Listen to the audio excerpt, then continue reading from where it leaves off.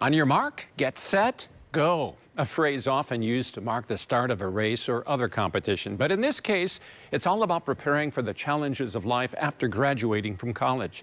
In fact, Marquette University has just earned a Program of the Year award for how it helps neurodivergent students not just cope, but thrive.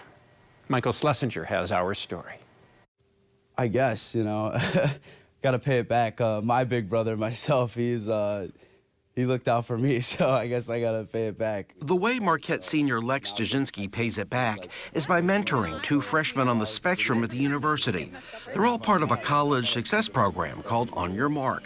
It works with neurodivergent students, meeting them where they're at to help them navigate life on campus and get them ready for what lies ahead in the real world. A great opportunity for everybody, and including the mentees and mentors.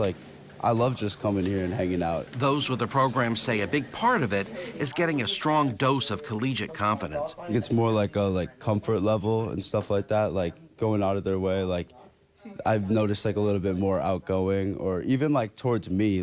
Initially, I'm kind of a random person when we first start, so now getting text messages hey, do you want to come play 2 hours of video games over here? I'm like, sure, why not? I got to take a break from studying anyways. Now, On Your Marq has received some national recognition for what it does.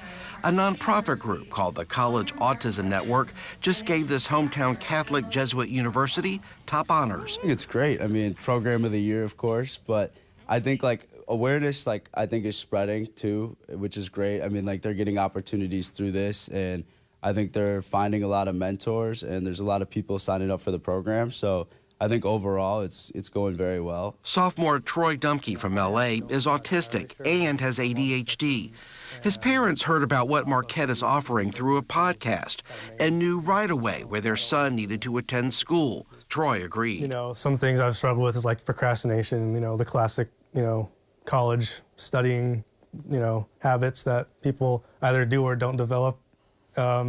So I feel like this program's helped me a lot with that. Avery Workman is another student with autism. She's a freshman and undecided with her major, but she's quite certain what this initiative means to her. I get a bunch of help. I get a bunch of support that I need, especially during finals when my neurodivergence just makes me struggle to just get things done. I'm super organized. I'm helped out a lot, and it's a really good program. Program Director Emily Racklaw tells me these students are exactly where they need to be. She says what's taught is how to adapt and adopt to roadblocks getting in the way. These little hiccups that happen, how do we cope with them? How do we work through them? She offers practical advice for anyone needing some help. Be really aware of what your strengths are, but also where you struggle. Because if you're not honest about the impacts of your disability, if you're not honest about the impacts of your neurodivergence, you're not going to be able to accept the supports you need to be successful. This particular program has only been on campus for 6 years. I'm told it started with a handful of people. Now, more than 80 participate. Most of those mentoring, like Hannah Wright, aren't actually autistic, but she contends her lived experiences make her a perfect contributor. I really wanted to give back to the community because at Marquette, they want you to be the difference. She also realizes these people are often misunderstood in society.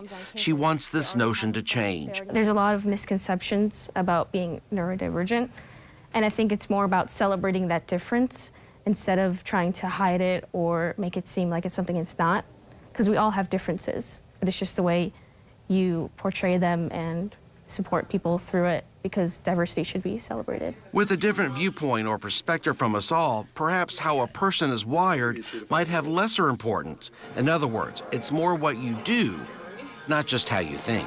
I want to be defined as someone who's hardworking, someone who never gives up, someone who's always courageous, and someone who's brave, and someone who's always dedicated to what I do.